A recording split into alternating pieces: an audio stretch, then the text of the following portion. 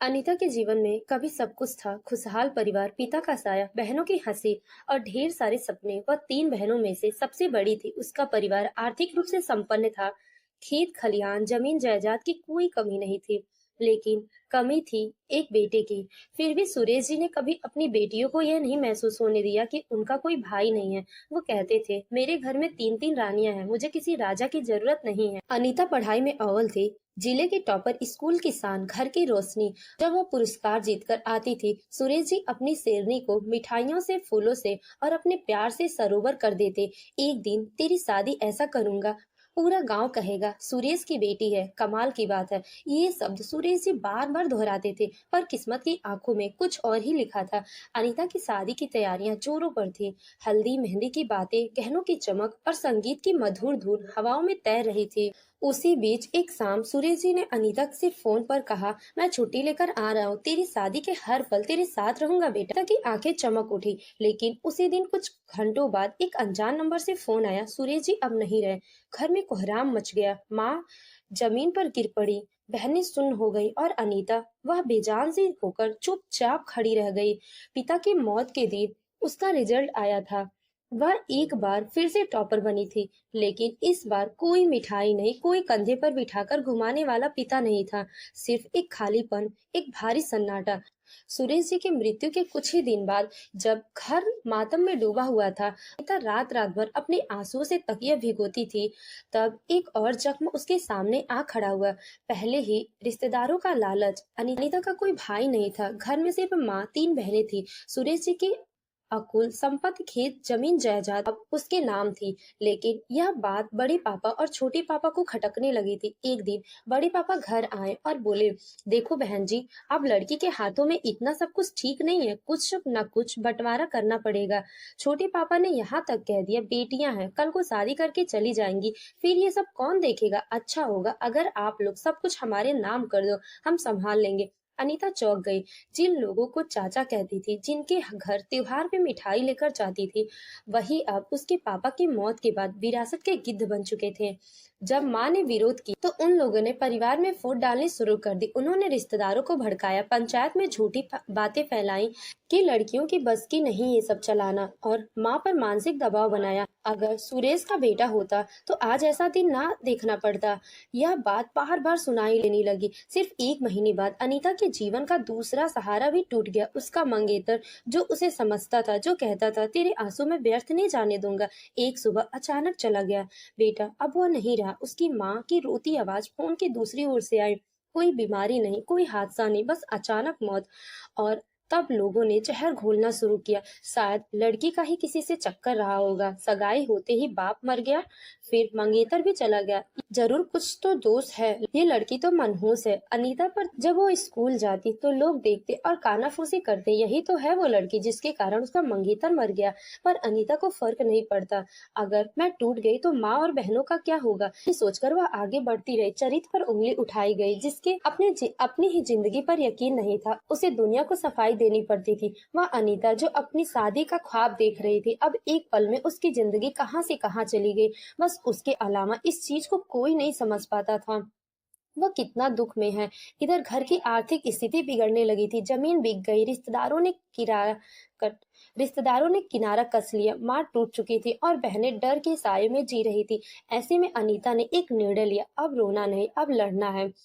वह एक छोटे से स्कूल में शिक्षिका की नौकरी करने लगी। सुबह बच्चों को पढ़ाती, दोपहर में सिलाई सेंटर जाती और रात को खुद की पढ़ाई करती।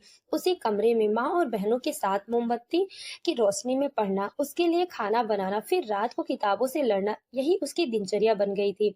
पिता की मृत्यु के बाद जीवन जैसे ठहर गया था। अनीता ने अपने आंसुओं को दिल में दबाकर संघर्ष की डगर पर थमी थी। लेकिन जीवन की मुश्किलें इतनी आसानी से खत्म नहीं होने वाली थी। अब माँ भी अक्सर बीमार होने लगी। पहले जो माँ पूरे घर को संभालती थी, अब पलंग से उठना भी मुश्किल हो गया था। डॉक्टर ने कहा था, इन्हें चिंता और सदमे से बाहर लाना जरूरी है, नहीं तो स्थिति और बिगड़ सकती है। अनीता खुद कम उम्र की थी, लेकिन अब वह एक माँ जैसी बन चुकी थी। अपनी माँ के लिए भी और अपनी दोनों बहनों के लिए भी। वह अपनी माँ की दवाइयों के लिए लाइन में लगती, फिर बहनों को स्कूल भेजकर और फिर स्कूल निकल जाती। शाम को घर लौटती तो बहनों की पढ़ाई करवाती, माँ की सेवा करती और देर रात तक खुद की पढ़ाई जारी रखती। लेकिन इस दर्द में भी सबसे बड़ा घाव तब लगा जब अपने ही लोग दुश्मन बन बैठे। बड़े पापा और छोटे पापा संपत्ति के लालच में अब हर सीमा पार कर चुके थे। उन्होंने जब देखा कि कानूनी रूप से संपत्ति उनके हाथ नहीं लग पा रही, तो उन्होंने औरतों के मनोबल को तोड़ने का नया रास्ता चुना, जादू टोना। घर में अचानक अजीब अजीब घटनाएं होने लगी। माँ की तबीयत और बिगड़ने लगी। बहनों को बार बार डरावने सपने आते थे और अनीता को ऐसा लगता था मानो कोई अज्ञात शक्ति उन्हें घेरे हुए है। एक दिन अनीता ने अपनी माँ के तकिए के नीचे लाल धागा और नींबू मिर्च के साथ राख जैसी चीज पाई। एक कोने में काले कपड़े में बंधे कुछ बाल और ताबीज भी मिले। अनीता समझ गई अब ये लड़ाई सिर्फ संपत्ति की नहीं बल्कि उसके अस्तित्व की है। उस रात माँ को अचानक तेज बुखार हुआ और बहनों ने डर के मारे रोना शुरू कर दिया। पूरे घर का माहौल अजीब सा था, भारी और डरावना था। अनीता ने उसी रात निर्णय लिया, अब इस घर में नहीं रहना है, हमें बेचना है। अब इस घर में नहीं रहना है, हमें बेचना है। अनीता ने अपने सारे जमा किए गए पैसे निकाले। माँ की दवाई, बहनों की किताबें, घर का किराया, सब कुछ सोचते हुए उसने शहर के एक छोटे से मोहल्ले में एक छोटा सा कमरा किराए पर लिया।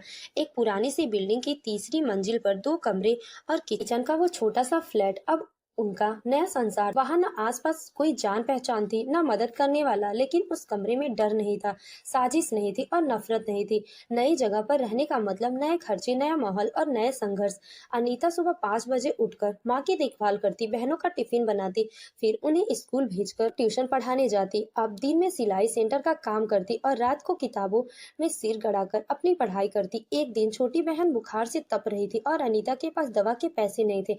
उसने खुद 2 दिन कुछ नहीं खाया ताकि बहन की दवाई आ सके। माँ के लिए रात को पैरों की मालिश करना, बहनों के लिए नए कपड़े की जगह पुराने कपड़ों को खुद सिलकर देना और खुद के लिए केवल एक जोड़ी चप्पल, यही उसका जीवन बन गया था। लेकिन अनीता ने हार नहीं मानी। इस नए संघर्ष में भी अनीता ने अपने संस्कारों को नहीं छोड़ा। उसने बहनों को हिम्मत दी, माँ को सहेजा और खुद को उस आग में ढाला जिसमें कोई और होता तो शायद राख हो जाता। हर रात माँ के सिर पर हाथ फेरते हुए कहती, माँ, एक दिन मैं उस घर से कट आपको उस घर से भी बेहतर घर दूंगी, जहाँ कोई नफरत नहीं होगी, जहाँ कोई डर नहीं होगा। उसके जीवन में अब त्योहार नहीं थे, मिठाइयों की जगह दवाइयाँ थी और शौक की जगह जिम्मेदारी। लेकिन उन आंखों में एक जिद थी, आग थी और उम्मीद की चमक थी। अनीता ने जादू टोना, लालच, गरीबी और समाज के तानों को झेलकर भी अभी आत्मसम्मान को मरने नहीं दिया, अपनी आत्मसम्मान को मरने नहीं दिया और यही उसकी सबसे बड़ी जीत थी। धीरे धीरे उसकी मेहनत रंग लाने लगी। उसने